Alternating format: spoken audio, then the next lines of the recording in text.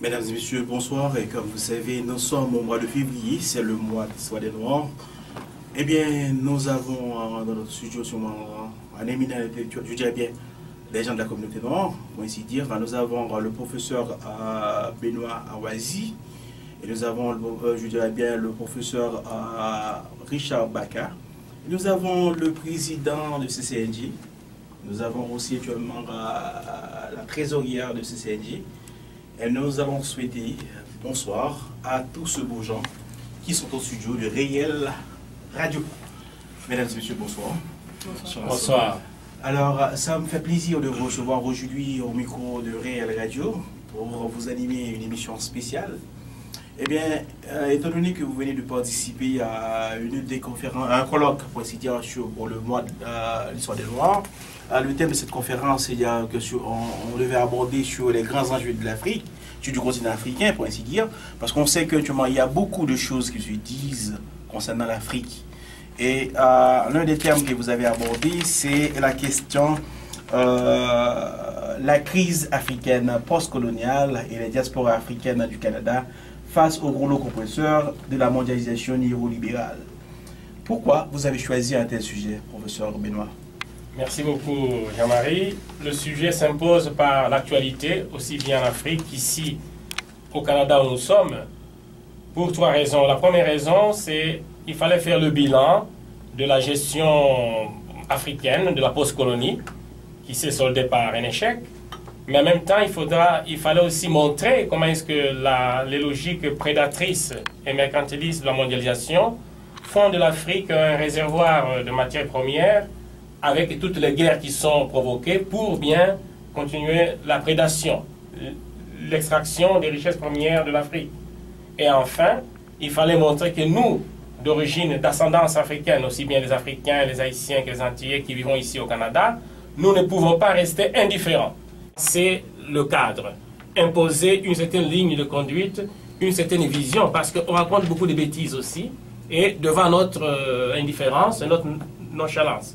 En résumé, dans ce mois de l'Histoire des Noirs, il faudrait vraiment que, d'entrée de jeu, nous promouvions une éthique de la fierté, de la dignité, de la responsabilité par rapport à notre vie ici, où nous devons nous intégrer, mais aussi en tant que descendants des Africains, et que nous ayons cette éthique de marcher debout.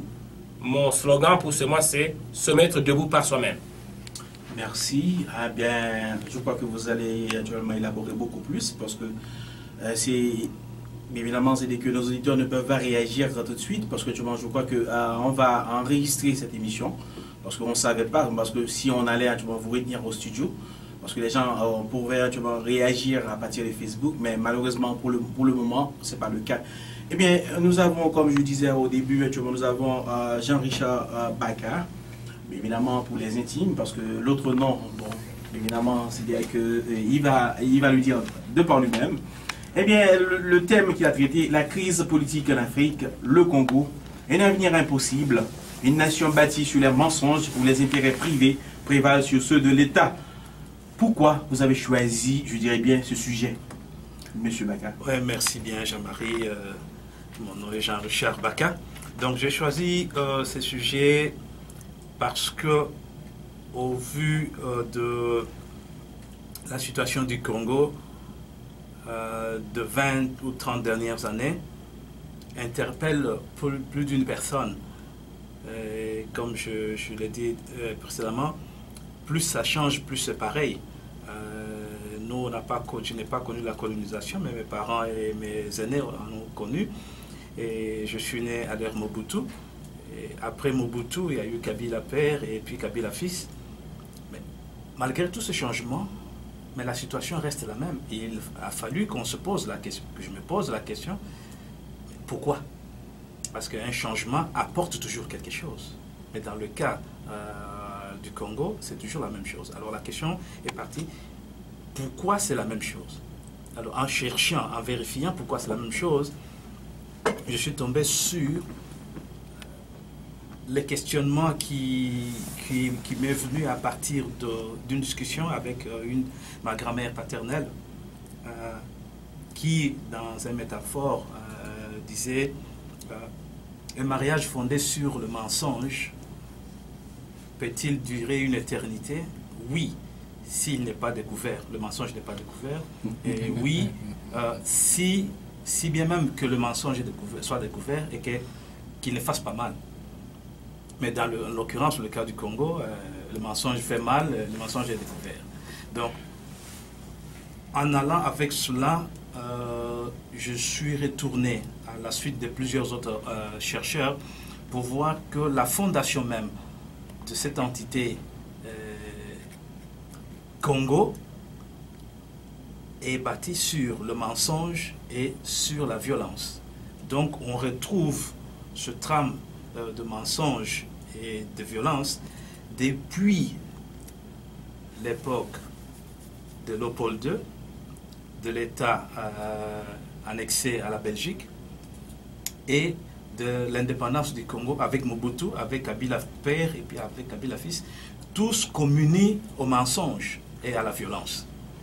Alors je me suis dit, ce serait peut-être un point de vue que je peux avancer dans la discussion d'aujourd'hui pour qu'on puisse s'enrichir mutuellement. Mais en faisant un peu toute une petite, je dirais une analyse historique. Je ne suis pas historien, mais j'ai essayé. Mais je crois que vous apportez beaucoup d'éléments d'information. Vous nous nourrissez, je dirais bien, avec l'histoire du Congo, parce qu'on sait qu'actuellement au Congo, on pourrait dire après, je dirais bien, la session avec, je dirais bien, le pays qui vient de prendre son indépendance en 2011, janvier 2011, Juba. Le Soudan du Sud. Moi, je crois que le Congo, c'est le plus vaste territoire, le pays le plus riche à mon point de vue. Il y a tellement de ressources actuellement dans ce pays, mais cependant, on projette toujours une image négative du Congo, parce que c'est toujours la guerre fratricide, c'est toujours les enfants soldats, tu vois, c'est la guerre tribale, la guerre ethnique. C'est l'image qu'on a du Congo. Alors on sait que le Congo, non seulement il y a des ressources minières, des ressources forestières, des ressources humaines, des gens avec des doctorats, des diplômes énormes. Et nous avons actuellement des éminents intellectuels ici dans notre région. Nous avons notre directeur avec nous qui est congolais aussi, et ça nous fait plaisir. Mais évidemment, nous disons que ça me fait beaucoup de la peine. À chaque fois dans les médias occidentaux, on projette une image négative de l'Afrique, non pas seulement du Congo. Alors, lorsqu'on regarde, je dirais bien, au Congo, on va se demander actuellement quelles sont les sociétés occidentales qui exploitent les richesses au Congo. C'est ça la grande question, c'est-à-dire que les richesses au Congo ne sont pas exploitées par les Congolais, mais c'est les sociétés occidentales. J'aimerais bien savoir quelle est votre position par rapport à ces deux intervenants.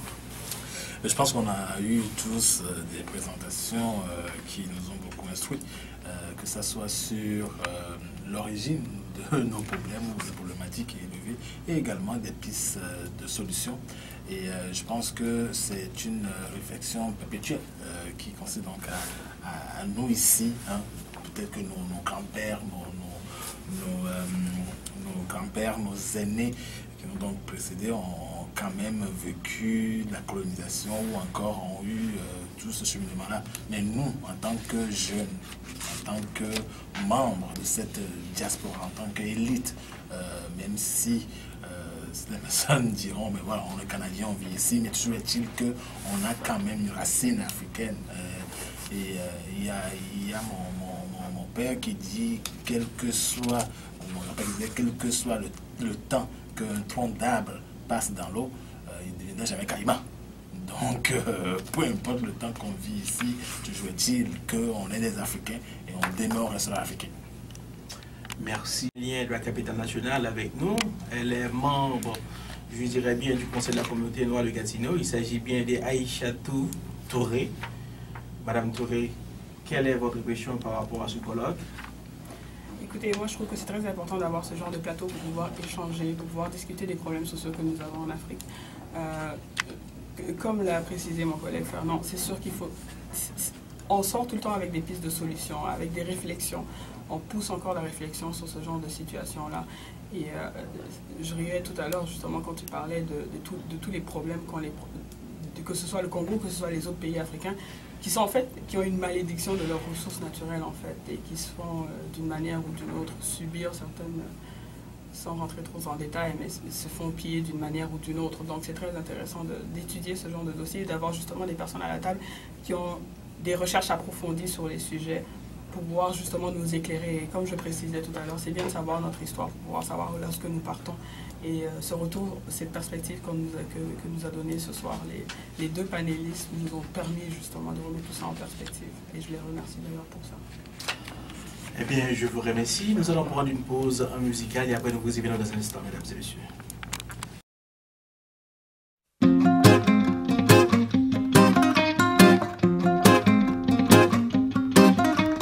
Personne ne viendra changer l'Afrique à notre place.